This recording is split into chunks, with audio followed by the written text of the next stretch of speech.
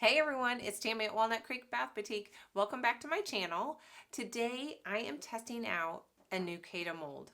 I'm so excited about this mold. So the bottom part of the mold is just your standard bath bomb, right? But the top has a little, I don't know what you call it. It has like this indention in it so that when it presses, it creates a cup in the bath bomb, and it gives you a spot to really get a lot of frosting on it, so bubble frosting. So you get a bath bomb bubble frosting kind of combo. And I've seen some, online, and they look just so cute. So I want to try it. I got really excited when I got this in the mail. I'm not exactly sure my colors. I thought about trying to paint on my bath bomb and paint the cute little eyes or a mouth. I may try that. I may bring you along to see if I fail. I've never been very good at painting bath bombs. But practice makes perfect, right? So I may do that. I made these cute little soap balls to go on top of the icing. So my first thought was I would do a white bath bomb with pink frosting, but I can't do my pink soap balls on top of pink frosting, could I? And then I thought, well, I may glitter these in gold and so that they stand out a little bit. I haven't really worked all that out, but if you want to watch how I make this and see me test my new mold, stick around and watch. And I'm just so stinking excited. I can't wait to get started on this. So hopefully my frosting will be better than the last video I made where I struggled for 2 weeks. 2 weeks. It was a struggle. So hopefully today will go a lot better than then. we'll hope. All right, thanks guys. I'll see you in just a second. I'm going to go get ready and then we'll come back and we'll test this new bath bomb mold. All right, so it's been a few days since I was down here. I was going to do it that night and then I just got tired, so I just walked away. So what I ended up doing is I've decided my design. I have to break it up still, but I made bath bomb dust yesterday morning before work. And actually I was going to try to come down here last night and make these bath bombs, but it just didn't work. So I'm just going to break this up and use bath bomb dust, or keep them in little chunks maybe. That would be okay, and have like little embeds. So that's going to be my embed kind of powder dust. And I was going to do a white bath bomb, but the last time I tried bath bomb dust, it didn't really work out for me. I don't know kind of what I did wrong. Well, I know what I did wrong. I used too much for one thing, but it just didn't work out. So I'm going to kind of play it safe, and I'm going to use 2 of these little smidgen spoons of blue. And that's going to be the bath bomb, and then I'm going to put the red dust inside. And that way, I'm thinking it'll be a pretty color in the tub. It'll be more of a purple. So I thought, well, that will be fine. So I'm just going to bloom this dye, which is just a couple scoops of the blue number 1. Get a little stir stick here. Let that dissolve. And then I'm going to get it in with my mixer. And I'm just going to color all of my dry ingredients. Dry ingredients minus citric acid. So let's go over to the mixer and I'll show you what's in there. In my mixer, I have my baking soda, cream of tartar, SLSA, and I have been using kaolin clay, which I really, really like, but I want to test swapping that out for cornstarch, because when I made my white bath bombs the other day, they weren't white. They were kind of like this dingy off-white color. Not very pretty. And I know it's that kaolin clay. It's just not a white clay. And so yeah, I'm going to try cornstarch instead and see if that gives me a whiter, well, I'm coloring this, so it's not going to give me a white bomb, but I want to make sure that it's going to be as hard and everything that I wanted that I get from the kaolin clay. So I think I'll be okay making that little swap. I'm just trying to get every single bit of dye off of this little glass jar here and I just rub the powder all in it and all around it and make sure that all of that dye comes off. Not only does this make my cleanup easier, but it makes my note taking better too. So like if I know I put 2 of those scoops in here for this size batch, I can recreate it. If I left a lot of dye in here, it would be harder for me to recreate. Other than the dye that gets on my gloves that are just there forever until at this point I have to throw them away. So, all right, I'm going to get this going. I'm going to go get my wet ingredients ready, and then when I put my wet ingredients in here, it's going to really pop that blue color. I didn't let this dye come in here very long just because it just starts throwing it starts throwing the powders so badly. So I'm just going to go ahead, let me get a little thing here, and get my liquid ingredients in here, and then that will really allow me to get this mixed in very, very well.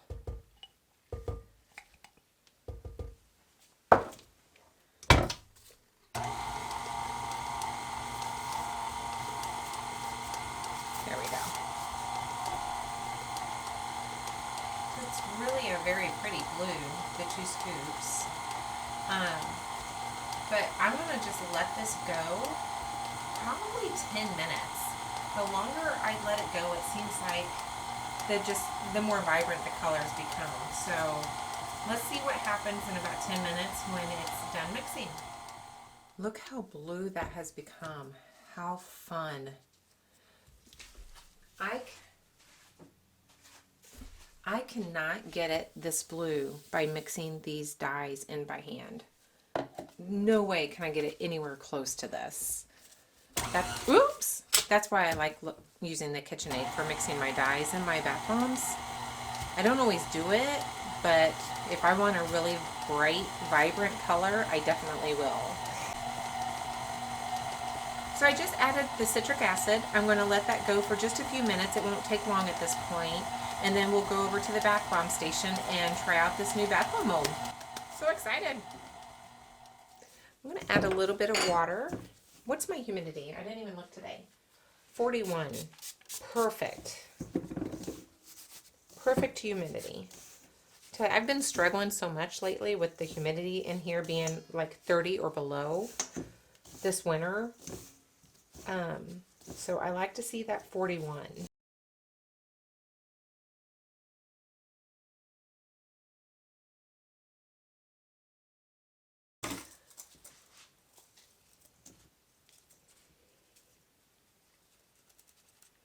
I'm just putting a little hole in here. Normally I would stick a finger down there and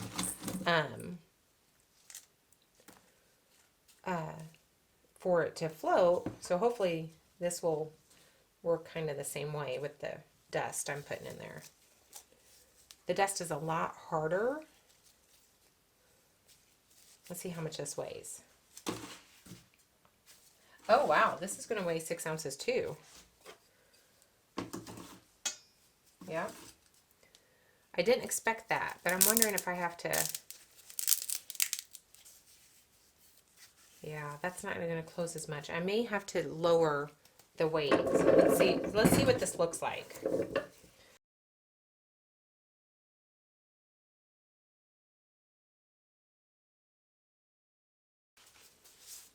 This is going to have a huge Saturn ring. I don't normally have big old Saturn rings on my bath bombs. Nope. All right, I think there's just too much in here. I don't want to get that red dust everywhere. So I'm going to kind of scrap this. Use my citric acid bowl. Okay, let's try that again and not fill it up as much. I'm going to give it a little more water too.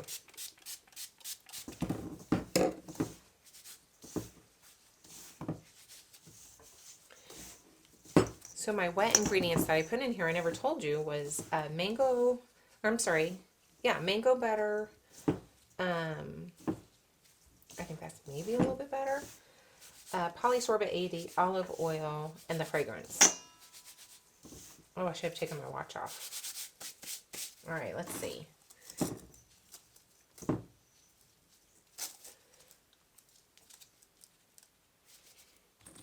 Maybe just put a few less of that in there.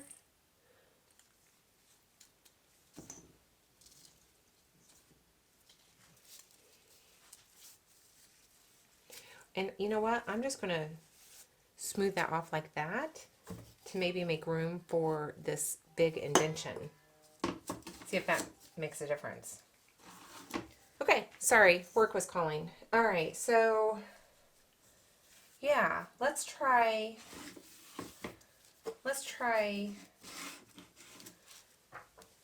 less. No humping, just really, it's still going to give me a pretty good Saturn ring. All right, let's try it.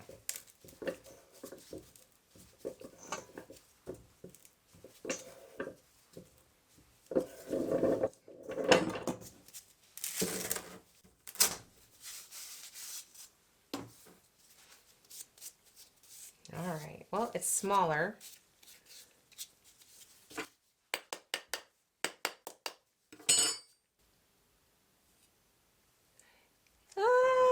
I picked it up on the wrong side though.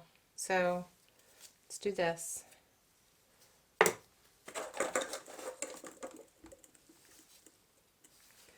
Oh my goodness. That's a little cracked, probably because I was messing with it. But I'm going to call that a win.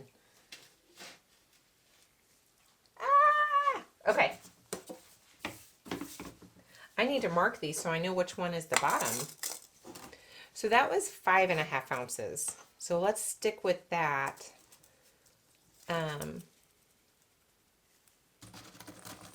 Put my little, I don't think you can't see it. I have my little red dust over here. I just put a little bit of those in the center. Cover it back up.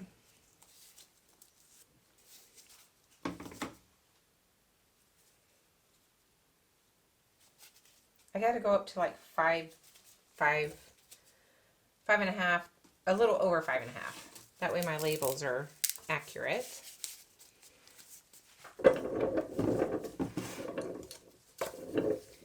If you're here for the first time and you're watching me use this arbor press, I will link a couple videos on how I use my arbor press. I've made several videos on it already. It is a lifesaver as far as, you know, just my strength and being able to, you know, work down here without hurting myself. But I have been making a lot of bath bombs. Let me turn this over, I think. Okay. And my arms are tired. It's not like there's no effort. There's just a lot less effort. Oh my gosh, this is so much fun. Those are going to be fun. Okay, a little divot. I'm hoping this will help it float without, because I am filling the divot, but there's still air around all of these red pieces.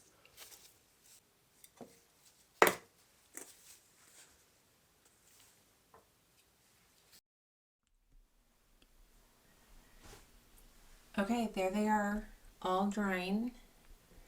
I messed one up, that one right there. You can see that.